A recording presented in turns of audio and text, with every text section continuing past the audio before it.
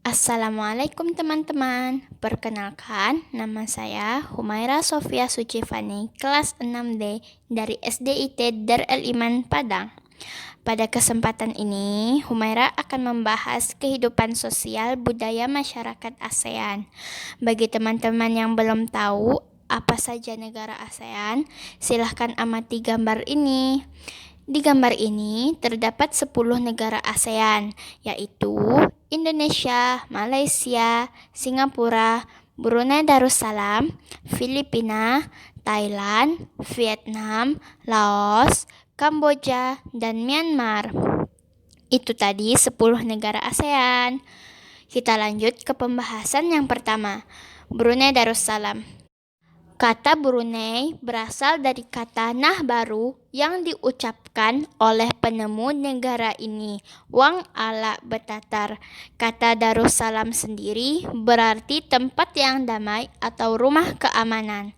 Kampung Ayer adalah desa terapung di Brunei yang kini sudah menjadi tempat wisata. Nah, seperti gambar ini ya teman-teman. Kampung Ayer sempat menjadi pusat pemerintahan pada tahun 1400. Masyarakat pulau kini sudah memiliki perahu pribadi yang terletak di bawah rumah apung mereka. Budaya Brunei banyak dipengaruhi oleh ajaran Islam. Mayoritas masyarakatnya adalah orang Melayu. Menunjuk dengan jari telunjuk di negara Brunei dianggap kasar.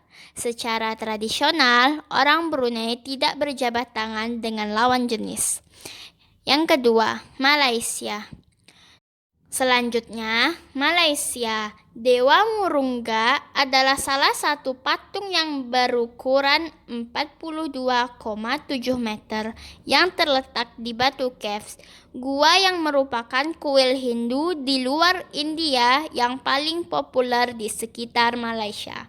Nah, berikut gambarnya ya teman-teman. Malaysia mempunyai kota yang bernama George Town yang terletak di Pulau Penang, yaitu kota yang terdaftar dalam UNESCO World Heritage. Banyak gedung peninggalan masa Eropa dan Melayu Cina di kota ini. Melayu, Cina, dan India merupakan 3 kaum utama di Malaysia. Selanjutnya, Filipina. Budaya Filipina merupakan hasil perpaduan antara budaya Barat dan Timur.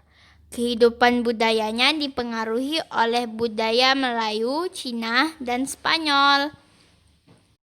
Bahasa Filipina adalah bahasa nasional dengan bahasa Inggris sebagai bahasa pengantar untuk urusan perdagangan atau pergaulan. Tagalog, Cebuano, Ilocano, Hiligaynon atau Ilonggo, Bicol, Waray, Pangpango, dan Pangasinense adalah 8 dialek utama yang digunakan oleh masyarakat Filipina. Po dan opo adalah sebutan orang Filipina terhadap orang yang lebih tua. Mereka memanggilnya menggunakan kata-kata seperti kuya, ate, manong, atau manang, yang menunjukkan rasa penghormatan. Bentuk salam yang paling sering dijumpai di Filipina adalah jabat tangan. Tarian masyarakat Filipina adalah tarian tinikling. Tarian ini menceritakan tentang burung tinikling yang berjalan melompat menghindari perangkap bambu petani padi. Berikut adalah contoh ilustrasi gambarnya. Negara selanjutnya, Kamboja. Banyak candi-candi di Kamboja terbuat dari batu. Dewa-dewa dari agama Hindu dan Buddha terukir pada tembok. Tari Aspara lahir pada 2000 tahun lalu. Relief tarian banyak ditemukan di bangunan-bangunan keagamaan di Kamboja. Orang Khmer mengenakan syal kotak-kotak atau yang disebut sebagai krama. Pria dan wanita Khmer mengenakan bandul Buddha pada kalungnya. Tujuannya untuk menjaga dari roh jahat yang membawa keberuntungan. Makanan terkenal Kamboja adalah cha yang berarti tumisan. Lanjut ke negara berikutnya, Myanmar. Myanmar disebut sebagai negara 1000 pagoda. Hal ini disebabkan karena sangat mudah menemukan kuil-kuil suci Buddha. Bagi teman-teman yang tidak tahu apa itu pagoda, silahkan perhatikan gambar ini ya. Kebanyakan penduduk Myanmar berasal dari keturunan Tibet. Bahasa yang digunakan adalah bahasa Burma. Long Yi adalah pakaian tradisional Myanmar yang mirip dengan sarung Indonesia.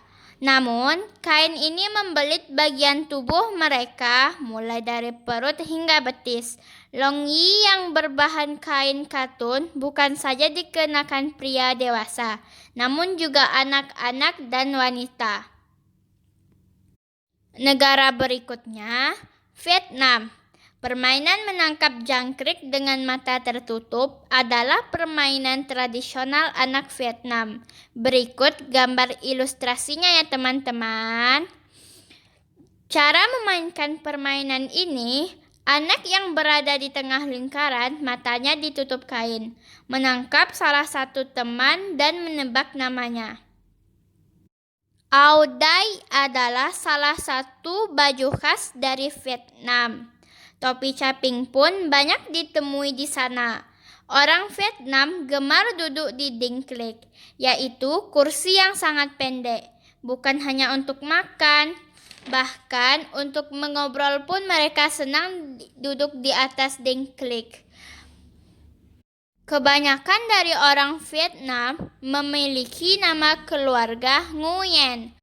Hal ini disebabkan karena dinasti Nguyen berkuasa mulai 1803 sampai 1945 dan merupakan dinasti terakhir di Vietnam.